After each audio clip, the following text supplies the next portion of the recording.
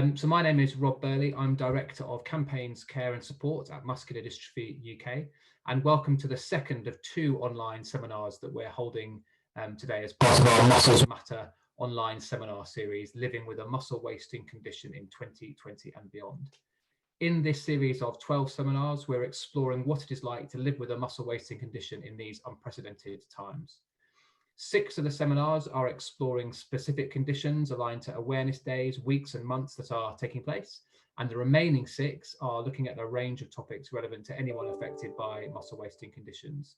So far in the series, we've explored spinal muscular atrophy, Duchenne muscular dystrophy, mitochondrial disease, living in a world with COVID-19, assistive and accessible technology, and education. And earlier this morning, we covered limb girdle muscular dystrophy, where there were some questions arising actually about employment issues as well, which is interesting. And in this session, of course, that's what we're exploring. We're exploring employment. And the list of remaining seminars and the link to go to if you want to either book those sessions or to view recordings of previous sessions should be on the screen now.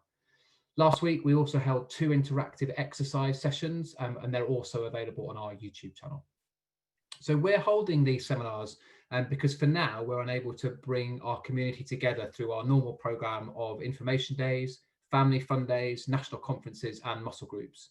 I just really want to highlight though that our helpline remains available to anyone affected by muscle wasting conditions. So do please contact us if you have any questions or are in need of any support. We can help you with information, we can provide direct support, and where we can't support you directly, we can signpost you to where you can get that support from. The number to contact us on and the email should be on your screen now. You can call us on 0800 652 6352, or you can email info@musculardystrophyuk.org. I'd also like to take this opportunity to thank everyone who supported our work through volunteering their time, including today's panel, or by making a donation. We're hugely indebted to everyone who's helped ensure that we can continue to deliver work like we're doing today. And there is a vast array of ways in which you can support MDUK. So do please get in touch if you'd like to explore that, or visit our website to make a donation. A quick note on how you can ask questions and interact with today's session or make comments. So many of you have, so we've had some questions in advance and we'll seek to cover those later. And we'd also like to incorporate some live input, and we'll do that using the Q&A function, which you should be able to see at the bottom of the screen. So please type your question or comment and we'll feed them into the discussion. To help us manage the technical side of the event, we won't be calling on questioners to ask their questions live or directly. And any questions we don't manage to cover, we'll seek to answer via our website after the session. And with that in mind, as a reminder that we're recording the session and it'll be made available later this week. So without further ado, I'd like to welcome our fantastic panel who've given up their time to join us this afternoon. I'm delighted to introduce them all now, and after I've done that, we'll open up to questions and answers. So I'll introduce each panelist and then invite them to say a few words before we go to the Q&A. So firstly, I'm joined by Priyaneet Kainth, who's an MDUK volunteer and Agile Coach. So Priya was born with Charcot-Marie-Tooth disease and is a graduate from Aston University with a BSc in Computing and Business.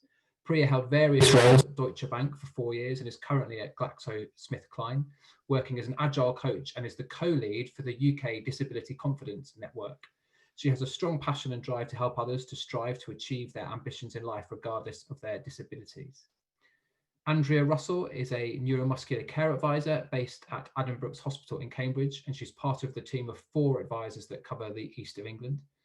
She's a physiotherapist with a long-standing interest in neuromuscular conditions, and over the last 10 years, she and the team have supported many of their patients to make education and career choices, and then to adapt to the changes in their condition, trying whenever possible to change workplace environments or support alternative employment. Stephen Robson is a senior solicitor with over 20 years experience of employment law, and he's currently at the Disability Law Service. He specialises in discrimination claims, primarily those connected to disability. And hopefully we'll be joined by Joy Adeleye, who's a policy and strategy advisor at the Access to Work team at the Disability, the DWP. So Joy works on the National Access to Work policy team, and she leads on the supported internship policy, which aims to provide support for young disabled people on a Department for Education supported internship. At the start of the COVID-19 pandemic, she was redeployed to assist the rising number of universal credit customers. So she now has experience in that area as well.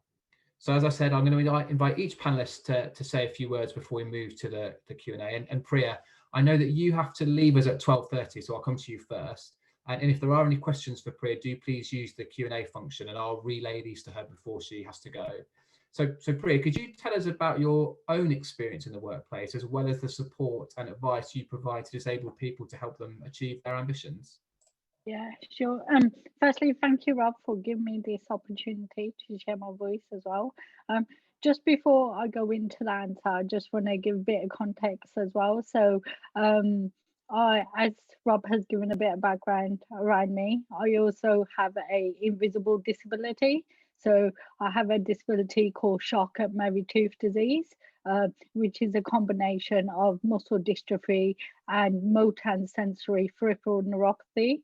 I also have sclerosis, dystonia, dystrophia. So there's a long list of it, but it affects the physical aspects of my life on a daily basis. It's a degenerative condition which I was born with.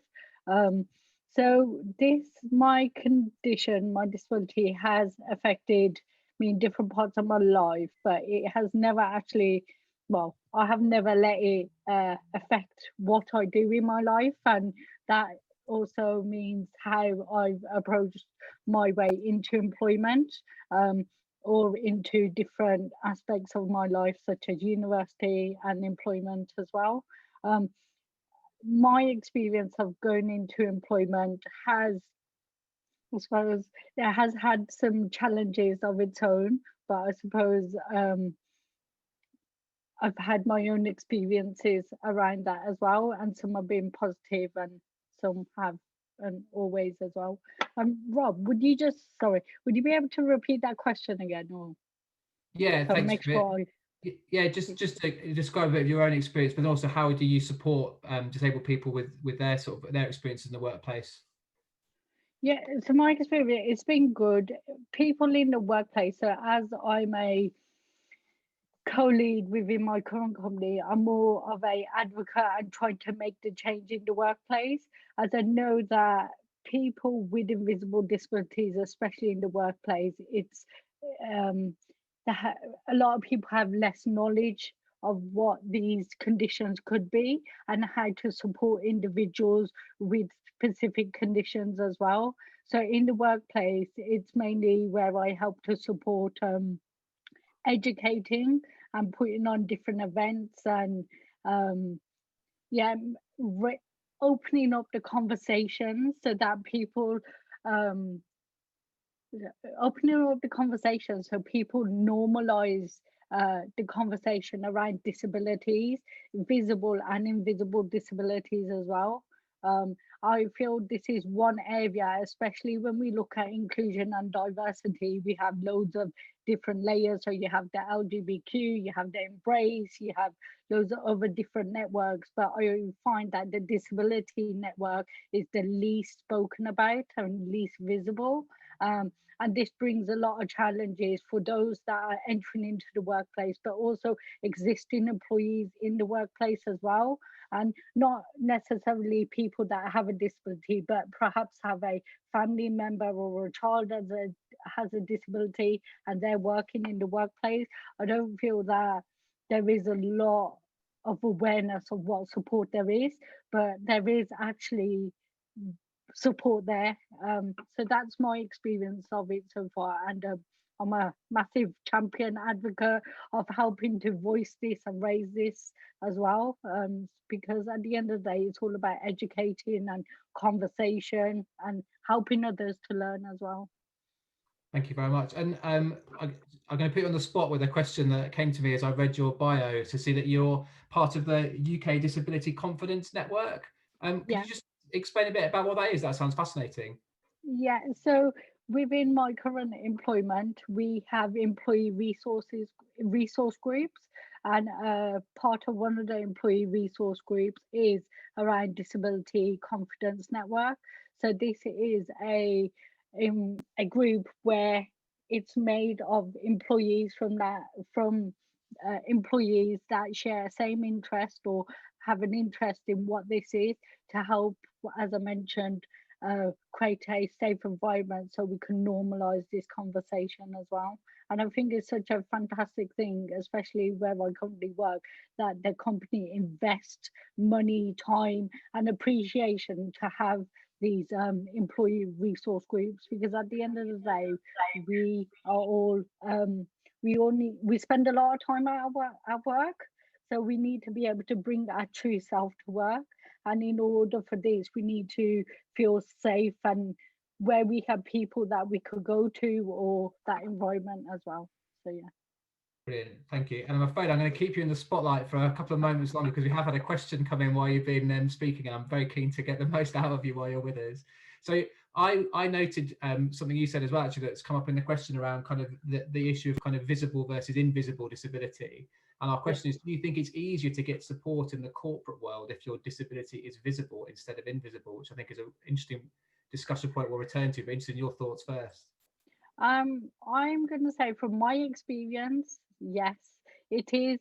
I think people, when they see someone that is differently abled and it's more visible, they're more likely, their behavior changes. And for myself, for example, it's a simple thing, but it's a big thing for me to do my work.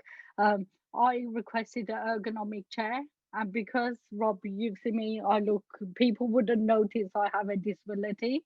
Um, it took the company 3 months to get me an ergonomic chair, and I felt if I had perhaps had a visible disability, I perhaps would have got that sooner as well. So I think there is that piece that I definitely have to always prove myself that I have a disability. And another thing, because I'm quite articulate, and I like to see myself as positive, I don't let things get me down, but I always try to find solutions. And in the view of other people, this could seem as there's nothing wrong with her, or why does she need this as well? So I think there is a struggle, and I have experienced it as well. Thanks, Priya. That's really helpful. I'm gonna let you catch breath now. Thank you very much. Andrea, I wonder if I could turn to you next. And as a neuromuscular care advisor, what are the main issues around employment that people living with muscle wasting conditions raise with you? I think Priya's probably sort of started to explore some of those. And how do you support them to address those? I think there's both some generic features that apply, and then, but largely I would say it's that very individual, personal, journey, for want of a better phrase. I think the main differences that are dependent on where the person is in their career pathway, really. So early on, it's about giving advice around education choices, further and higher education choices. Those conversations can be really tricky, because it's very dependent on where that person is in their understanding of their condition and their future.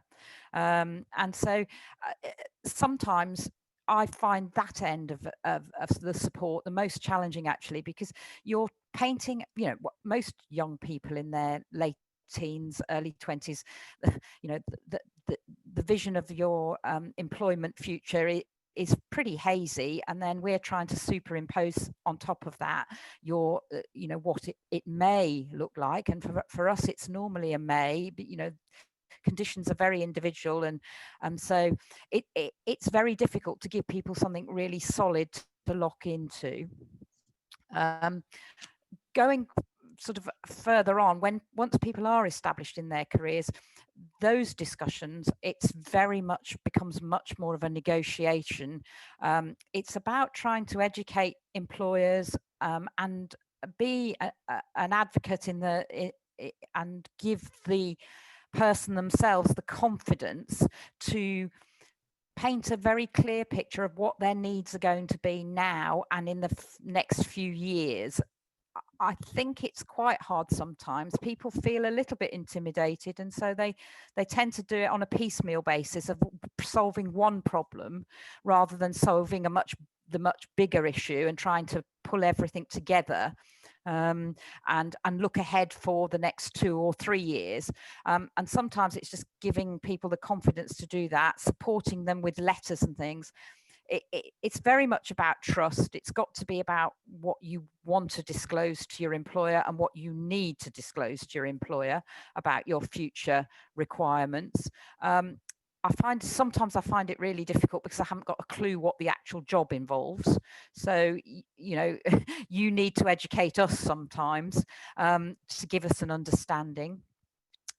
Obviously, technology is having a largely very positive impact in people's ability to continue to access work.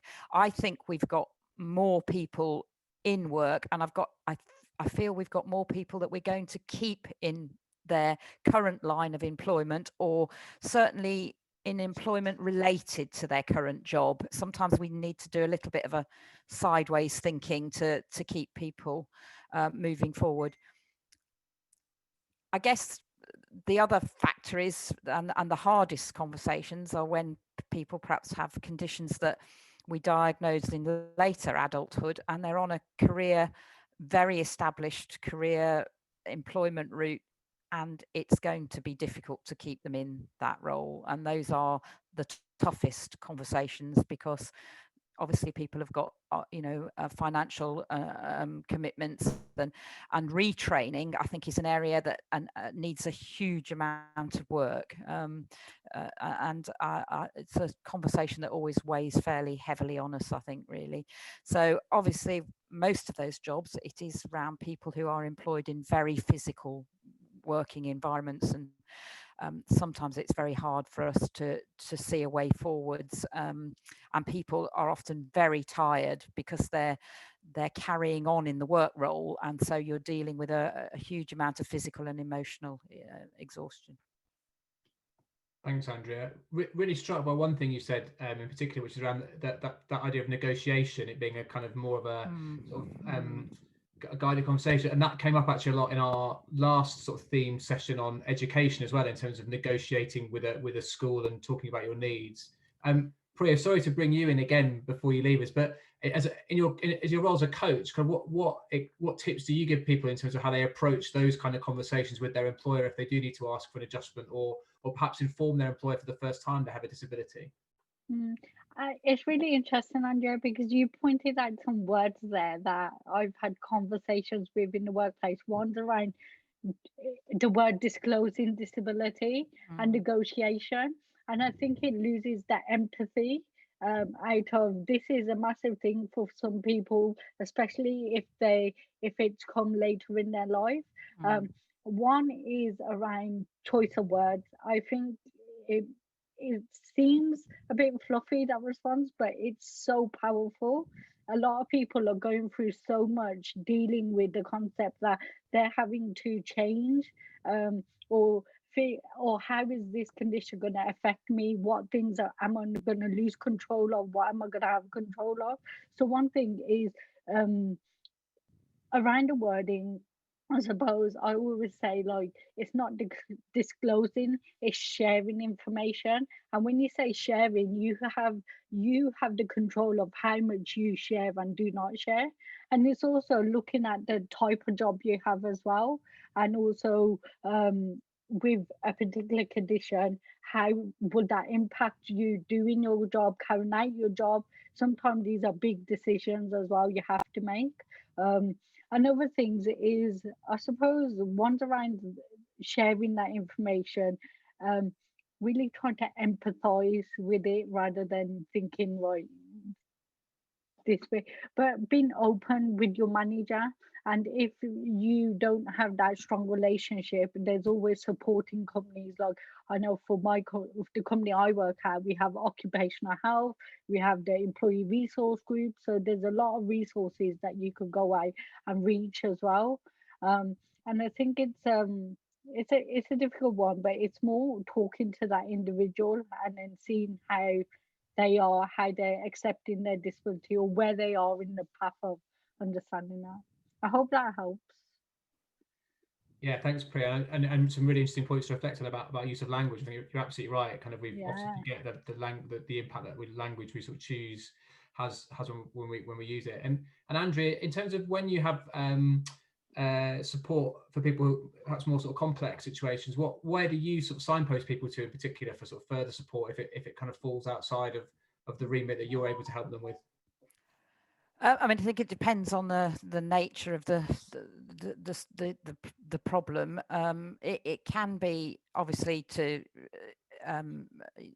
local disability support groups or to yourselves. Sometimes, you know, unions have been very supportive as well. You know, and a good local, if you're a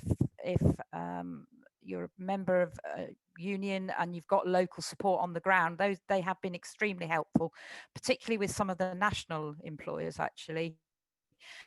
So we needed to negotiate a change working pattern with one of the within the rail industry, you know, so it's actually quite a difficult thing to do, and well, you know, will be outside of my area of expertise. And so actually that was about just having a conversation with the union rep, and as Priya said, you know, sharing what information we needed to allow that conversation to go ahead. So sometimes you need industry specific knowledge, you know, and we wouldn't be the right people to then facilitate the conversation.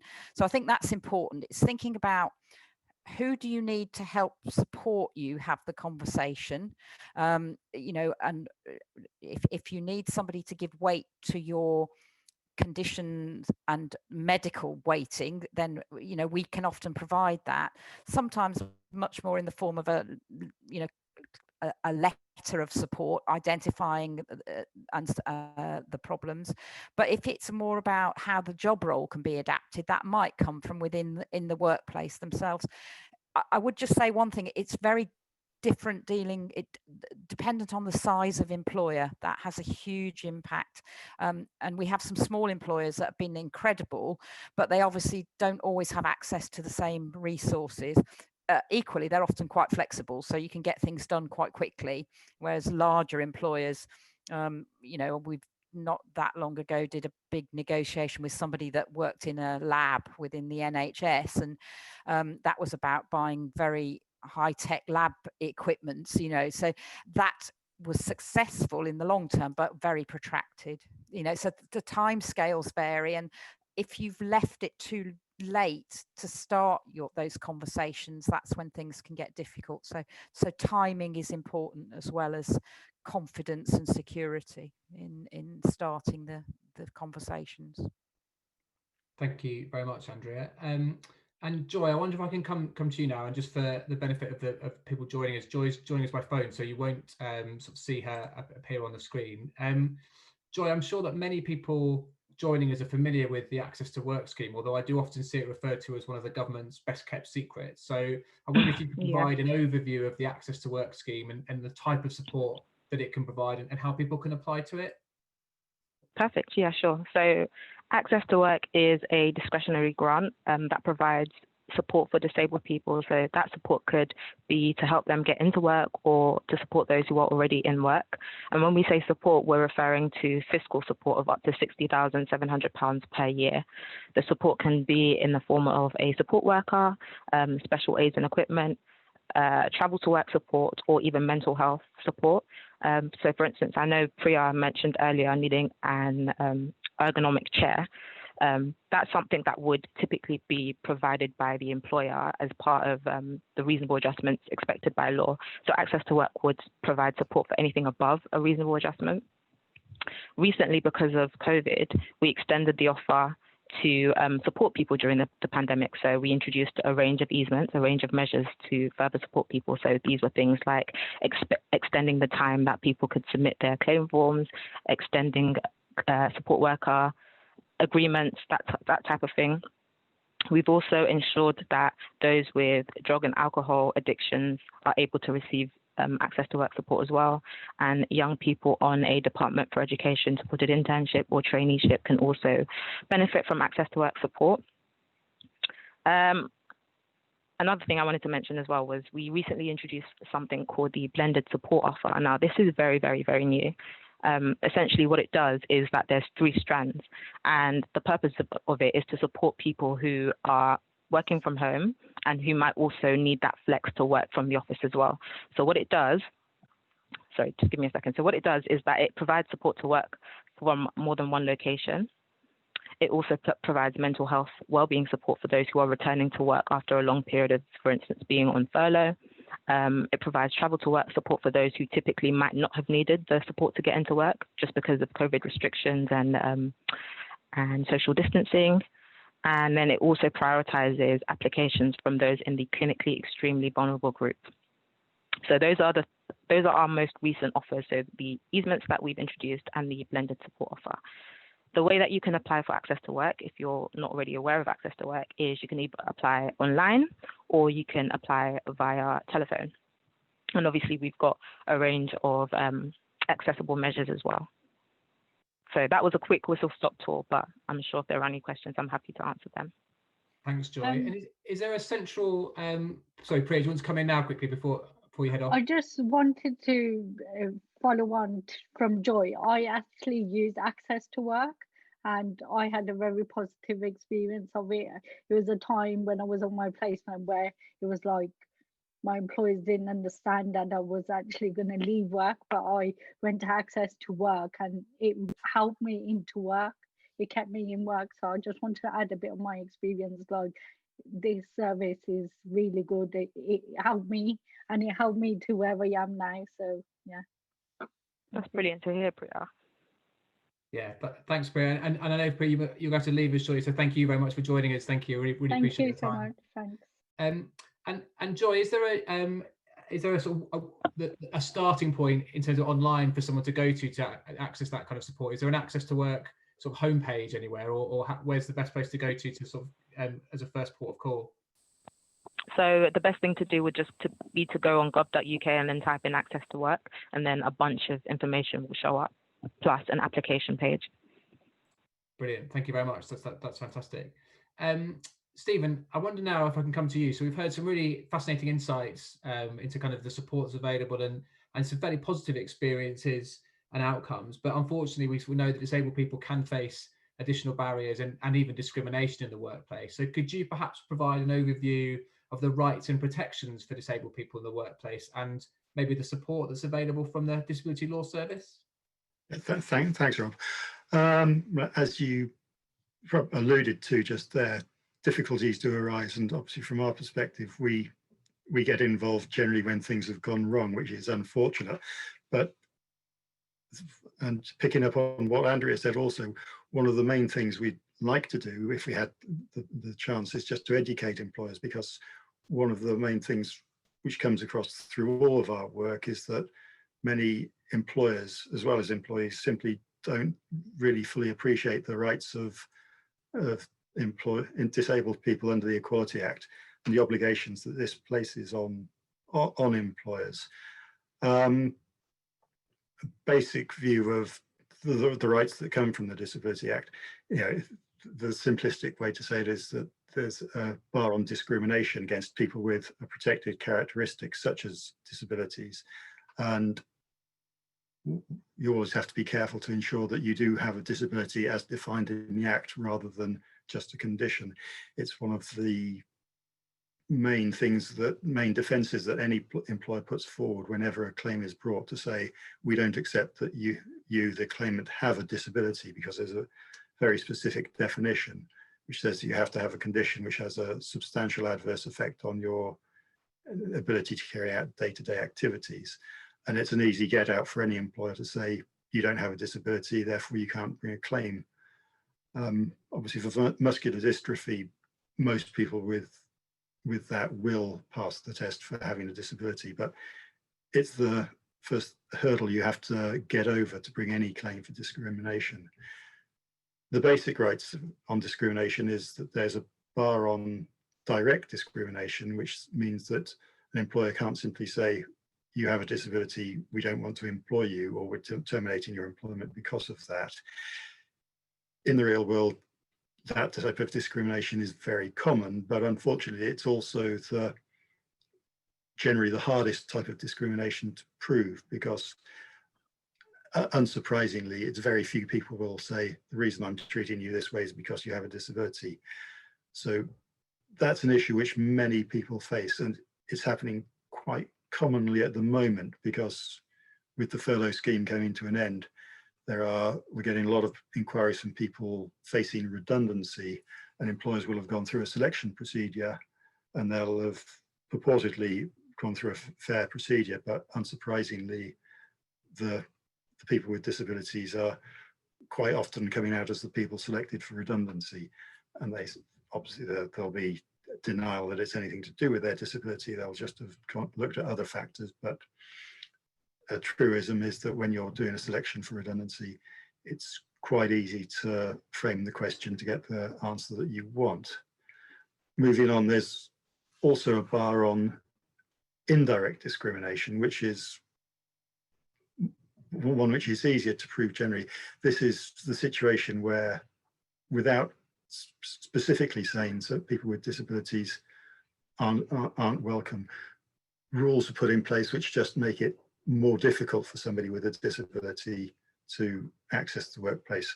I mean, at its basic level, not having premises which are wheelchair accessible is indirect discrimination, because without saying nobody in wheelchairs is allowed in, it just makes it impossible for you to get in. The main aspect of discrimination that we deal with is the obligation on employers to make reasonable adjustments. This is tied up with indirect discrimination and effectively says that if you have something about the way you work, about your premises, which puts people with disabilities at a disadvantage, then there's an obligation to change that, so that to remove the disadvantage.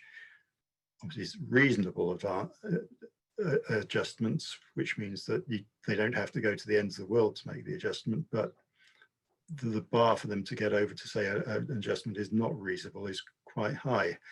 Now, it is something which a lot of employers want to avoid doing in many instances, and they'll come up with reasons why an adjustment isn't reasonable.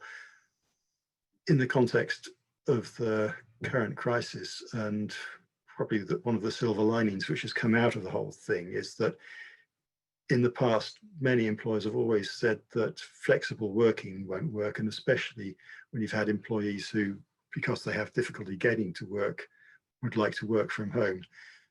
It's been very common in the past for employers to say, well, that just doesn't work. You lose the magic source of being in the office if you work from home, and therefore we're not going to allow that adjustment, which can force people out of the job. In the last 6 months, things have changed on that somewhat, in that the rule has become that you've got to let people work from home, and that's been reinforced just in the last week or so. And so as a result of that, it's going to be much harder for employers in the future to say it's not possible for you to carry out your job remotely, because it's what we're all doing at the moment. So hopefully this will reduce that obstacle to people getting to work, getting into jobs. But it's watch this space.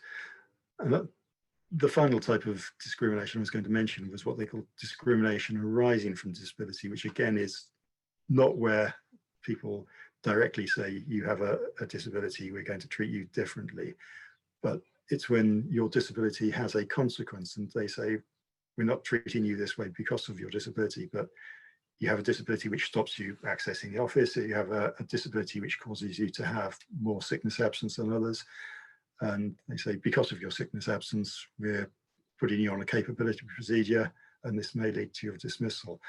And again, it's something which we probably need to educate employers about more in the future, because they think that it's okay if somebody has a high sickness record to put them through capability, even though it is discrimination. And it's all very well for somebody to come to us afterwards and say, I've been discriminated against, and we can help you bring a claim against your, it may be former employer at that stage, but it's much better if employers know that they shouldn't be doing that in the first place, and will put in adjustments so that you don't get to that situation. as regards what we at the Disability Law Service do on the employment side, we're in a position where we can provide advice and assistance, and if you live in London, we can provide representation for you in going to an employment tribunal.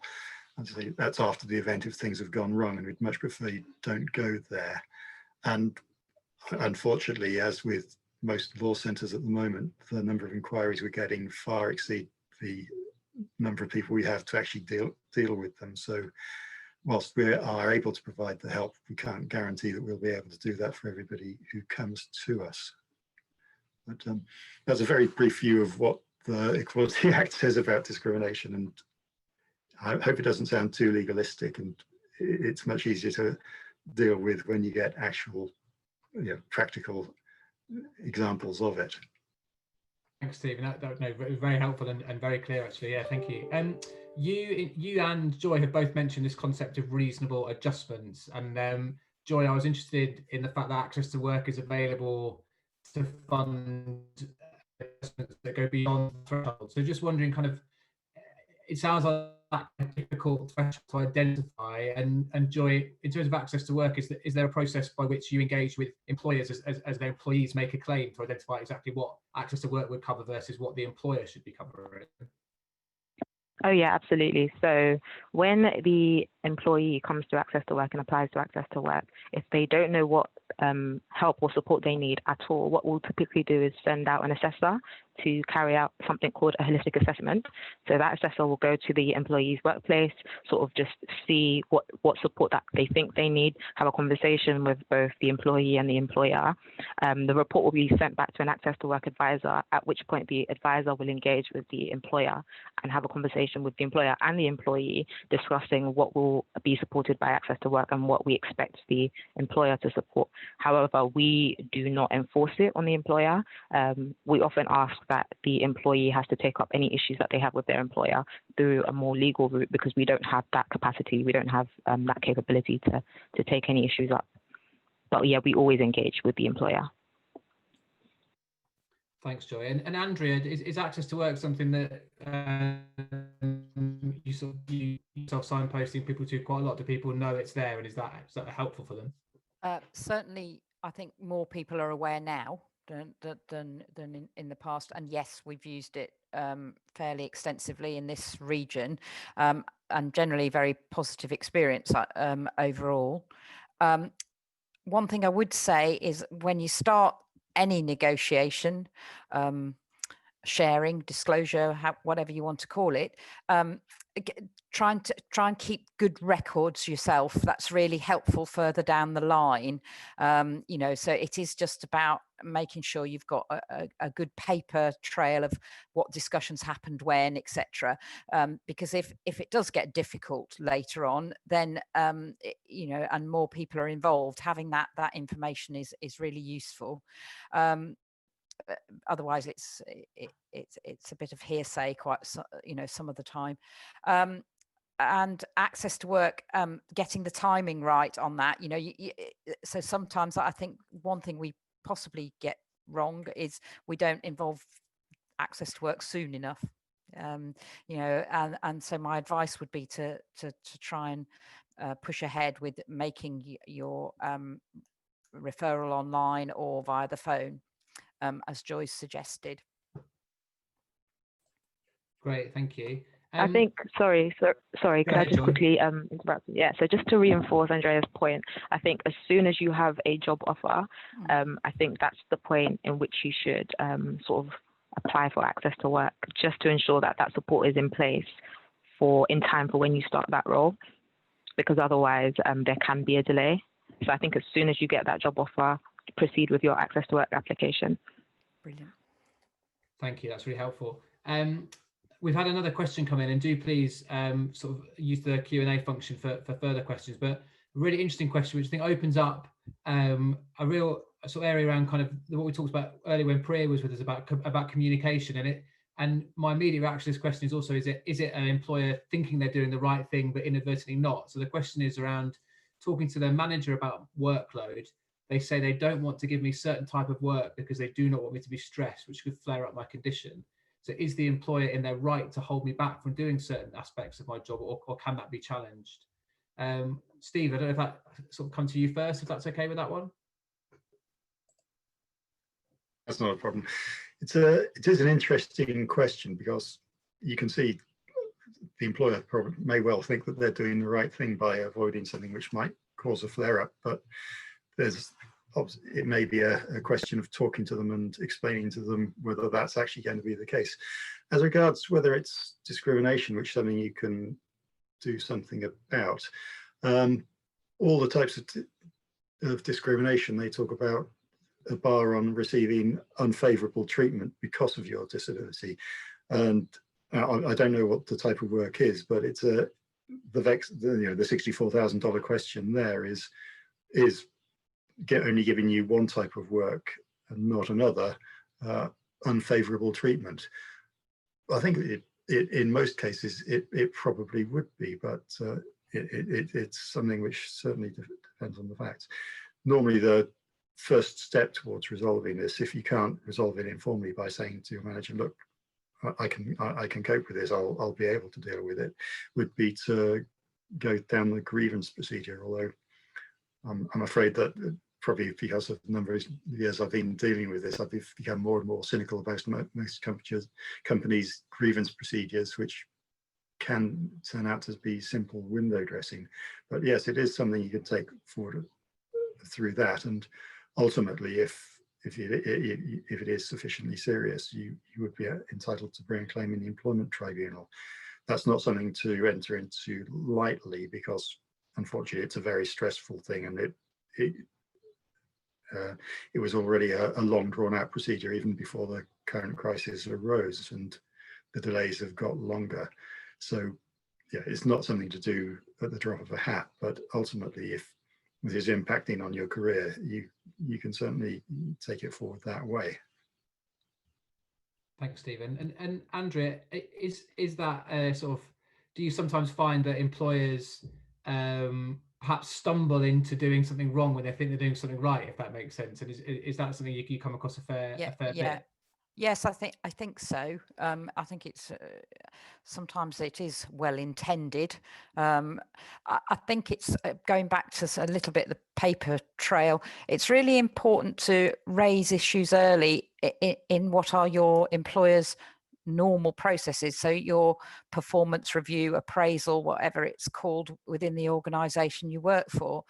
If you can see something that is potentially a problem, identifying that early and making a suggestion and getting that suggestion recorded, because lots of issues bubble away. I'm sure Stephen will say the same. They bubble around for sometimes years actually, and then it finally comes to the surface. So I think that that is really important. Employers are not. You've got to share information, but expecting employers to completely understand your condition is difficult. I sometimes think it's better keeping it to problem and productivity based issues rather than always giving a full, very medicalized account of your condition, particularly more so, as we were saying earlier, with some of the more hidden problems. Sometimes a lot of discussion time can get wasted, rather and you lose the focus on solving the actual problem. Getting the right person within the company as well. We've just been dealing with a very large company, and at the beginning of the pandemic and subsequently as lockdown eased, and the difference in tone in conversation. I don't think anything within the company had changed, but largely it was just about having the right person involved. So that, makes a huge difference. So you do need to, that's again coming down to your records of what you said to the first person and making that change. So it's being, you do need to be assertive as well and have confidence in your previous discussions. Thanks, Andrea. You mentioned before actually that issue of the size of employer being a sort of factor. And I wonder if for you and Stephen actually, is it often much more down to the individual making the decision that has led to an issue, as opposed to the size of the company, the size of the employer? Is that something that is widely sort of seen? I've had variable experience. I mean, within very large organisations, I guess the individual's influence might be less so, but smaller organisations, yeah, very much down to individuals. And don't underestimate the power of your colleagues as well, because collective problem solving has also been can be really positive, and teams. Sometimes we've worked with a team of people who've actually together come up with a solution for the actual problem. So, but yeah, I think big organizations, once you get stuck in them, that's the point. I wouldn't really be involved, and we'd need more expert help. I was going to say the issue sometimes with larger organizations is that authority trickles down, but education doesn't necessarily do so. So when you are asking for adjustments at work, people will be asking their immediate line manager for the adjustments and saying, I need them because of the disability. And very often that manager won't have had any training in how to deal with people with disabilities, and will see this as an affront to be simply asking for it. And that's what can cause the difficulties. And very often at lower levels, the approach which is taken when adjustment is asked for is that they can't give you that adjustment because it wouldn't be fair on your colleagues. And so, as Andrea picked up, having the support of your colleagues can be very helpful in that, and just making sure that people understand that it's not that you're trying to pull a fast one, it's that you have an issue and you have to have this adjustment to enable you to cope with it.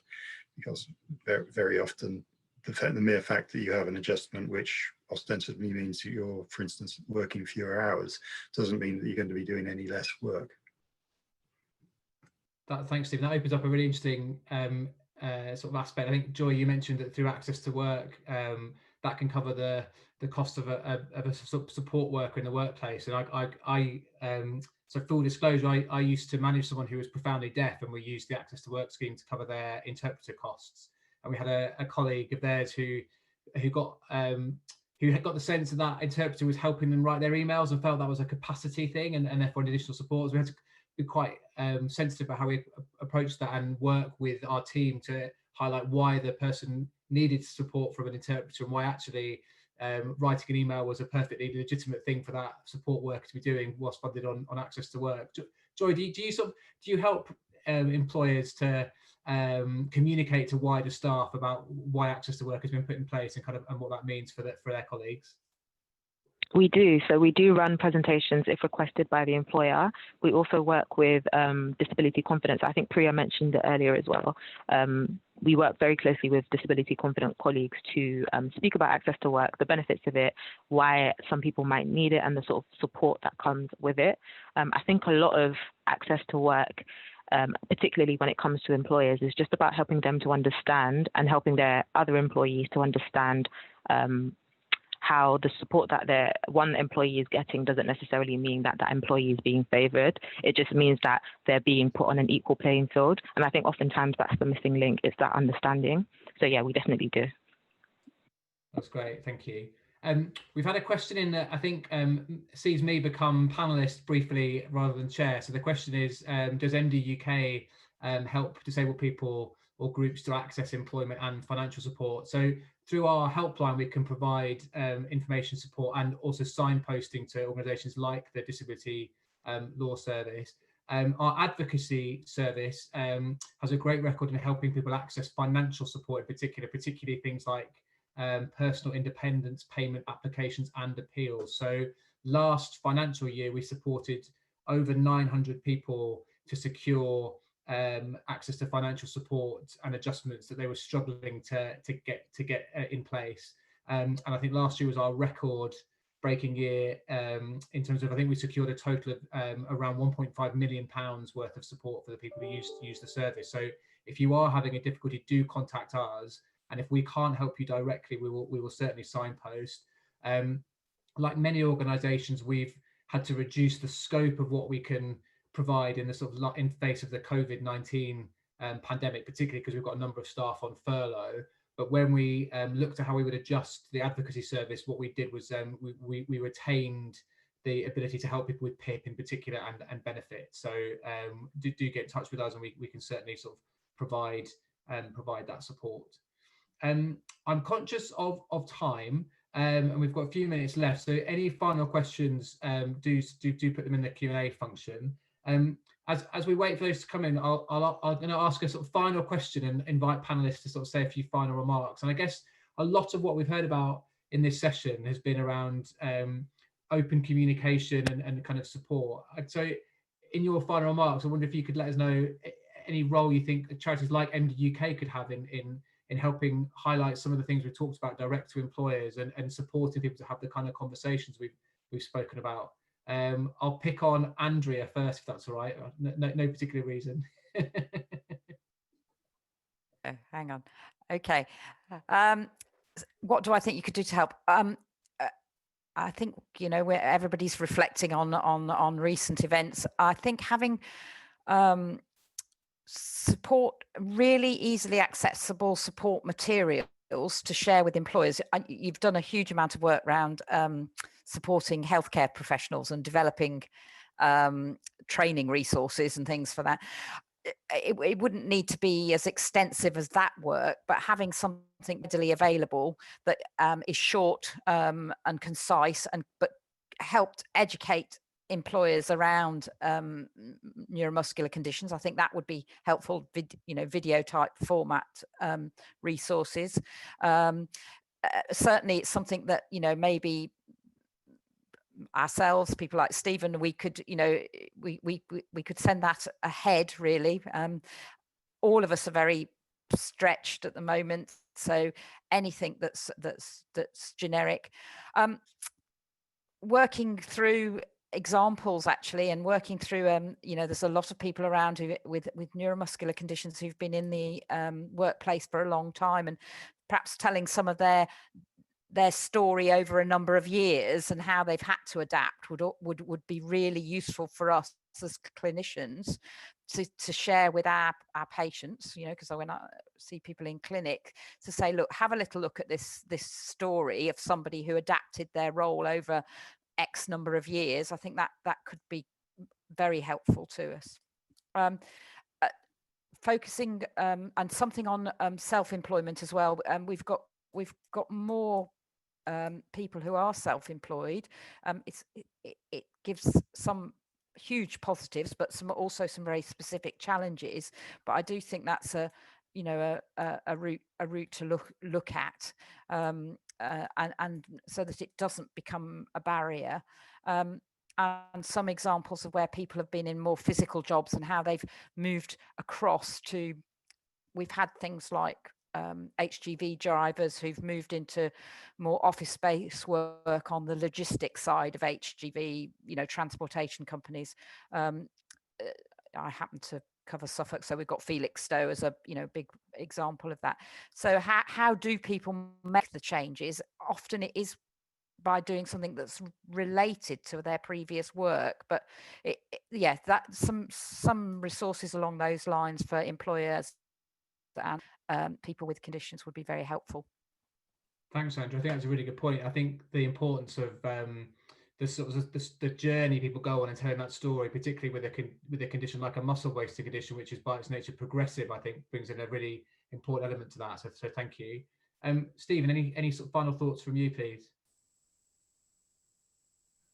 I was going to echo what Andrea said, that the most important thing probably to do is to have resources to educate employers as to what people with conditions are still able to do, and having case studies showing what people have done in the past is probably the best way to do that.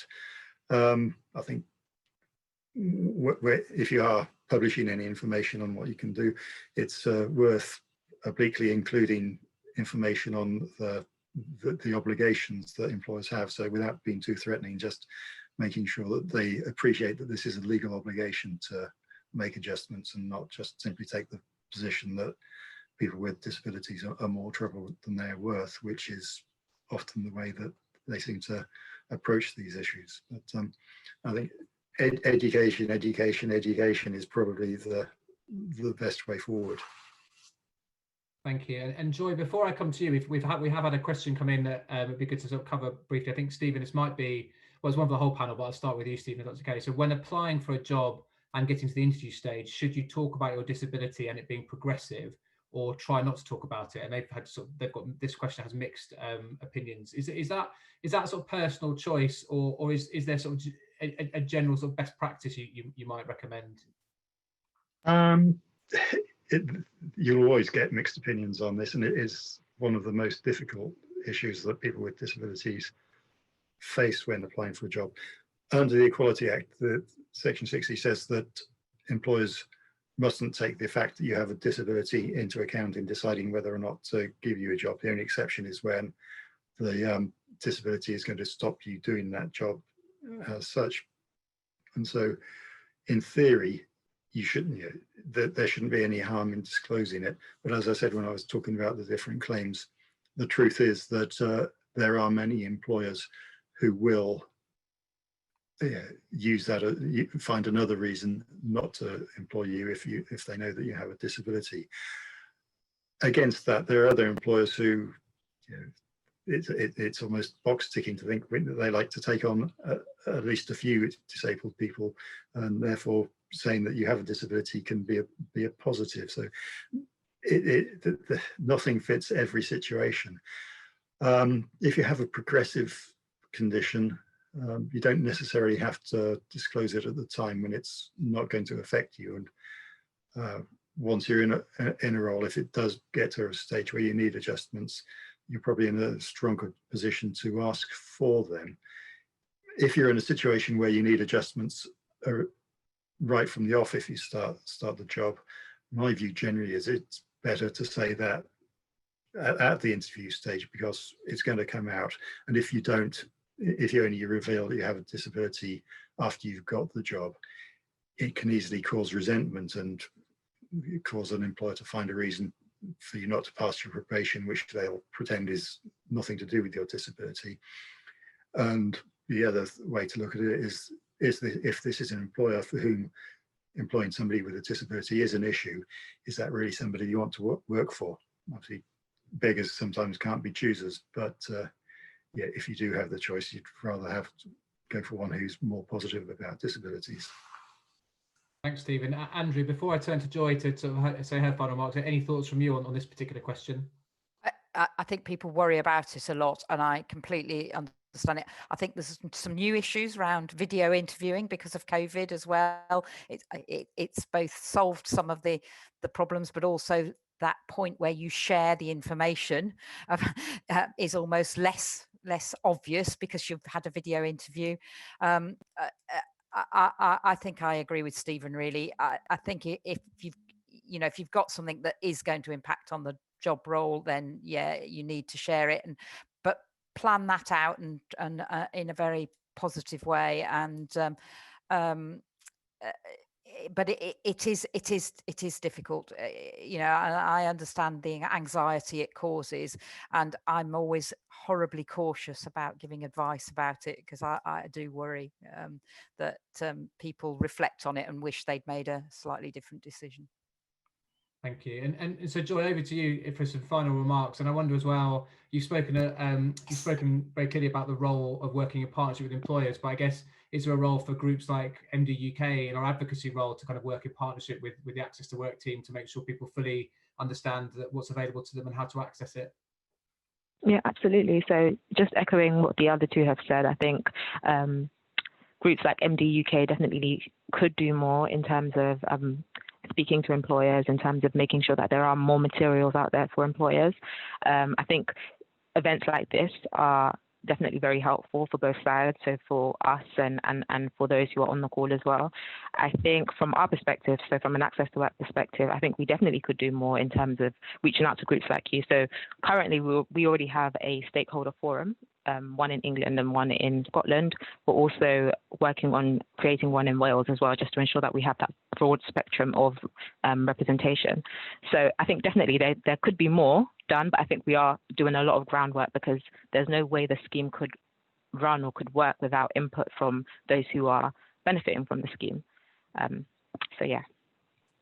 Thanks, Joy. That's fantastic. So I think that sort of brings us to the conclusion of this session, which has been a really sort of fascinating discussion. So thank you very much. The final thing I should say, which I sort of should have plugged earlier when I became a panelist briefly, was that we do have a scheme at MDUK called Moving Up, which is currently on hold because of the COVID pandemic. But that's a pan disability scheme that we run thanks to funding from the City Bridge Trust for young disabled people in London and Greater London, to help secure training and build confidence through work experience placements. And Joy, it may be something you mentioned the internship program. It may be something that we should talk to you about sort of after the session as well, about working together on. But absolutely. Yeah, and we will be restarting that program as soon as colleagues return from furlough. So we'll be looking to assess what's possible through that scheme from November onwards, because obviously as well at the moment we don't want to do is conscious that employers and indeed employees are not keen to be in an office potentially at the moment. So how do we repurpose that scheme so that young disabled people can get the most out of it? So that sort of leaves me to wrap up and say a huge thank you to Stephen, to Andrea, to Joy, and to Priya, who had to leave us, but I think we got the most out of her while she was here in that first half hour. A quick note to remind you that the recording of this session will be available later this week. We've had some fantastic questions, which has really helped to guide the discussion, so thank you.